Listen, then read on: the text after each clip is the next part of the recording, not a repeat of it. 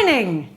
Brining is a very, very simple method to ensure that meat that usually dries out when you cook it won't. What brining does is it draws liquid past the cell wall, so the cell becomes inflated with salty water.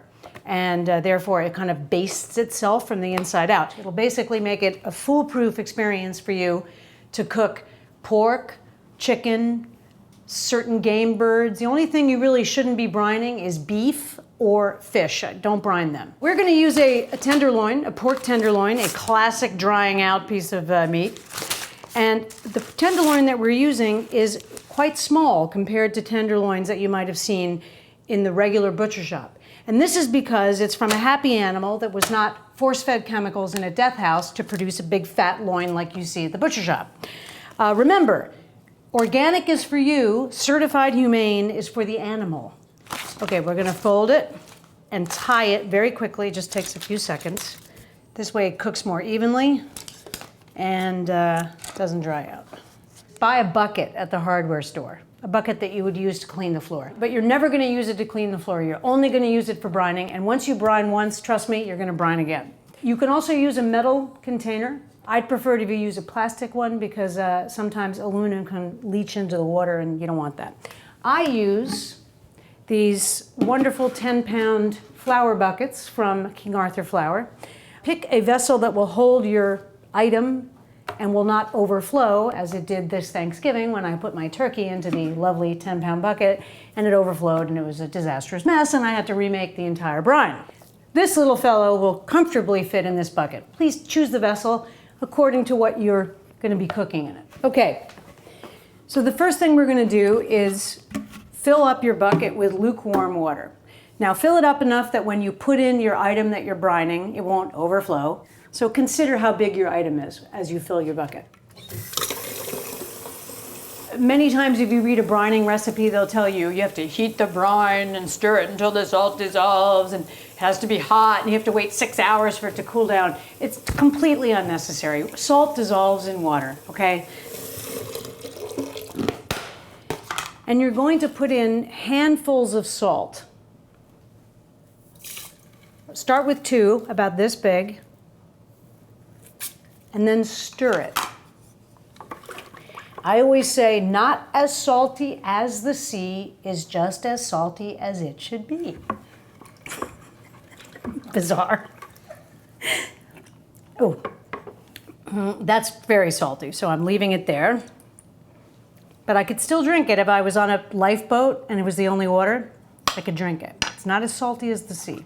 What sort of flavors and smells go good with pork? Apples, onions.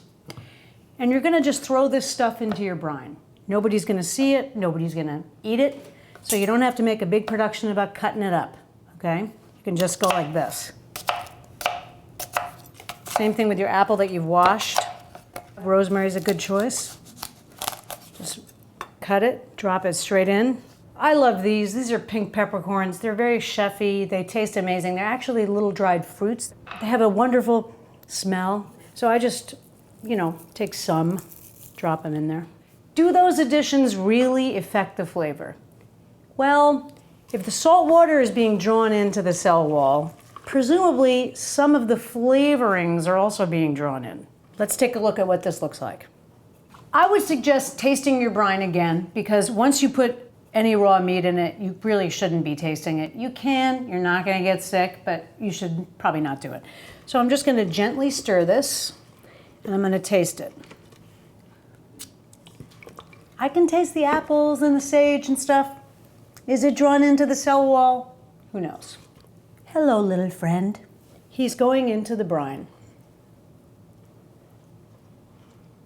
Even if you only have 1 hour, I would still suggest, brining, especially if it's pork. If you have an emergency dinner party and you're serving pork and you only have 1 hour, I would still brine it because it'll draw some fluid into the cell and it'll improve the quality of the dish. The perfect amount of time is 8 to 10 hours. I usually put it in the fridge before I go to bed and I take it out the next morning to have enough time to come to room temperature before I roast it. I would say not more than 12 hours unless it's a massive piece of meat. Do you know that dogs are approximately as smart as a 2-year-old child? So it's 1 to 10 hours later. You've taken your brine out of the refrigerator. It should smell sort of nice. And you may notice some whitening or change in color of the loin. That's completely normal. This is your brine contents. I'm just laying it around. First, it looks very, fancy also. Gently pat dry your little friend. Remember, always dry meat because it crisps.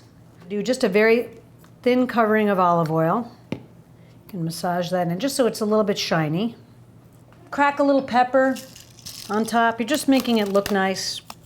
Dried thyme. Just be aware. If it's not salty enough, they'll salt it. Your guests will salt it. But if it's too salty, they can't eat it. That's what you're trying to avoid. So just a little bit of salt like that on top. Tiny bit. It's really for appearances. And then this is ready for the oven. And that's brining. Brining is cool.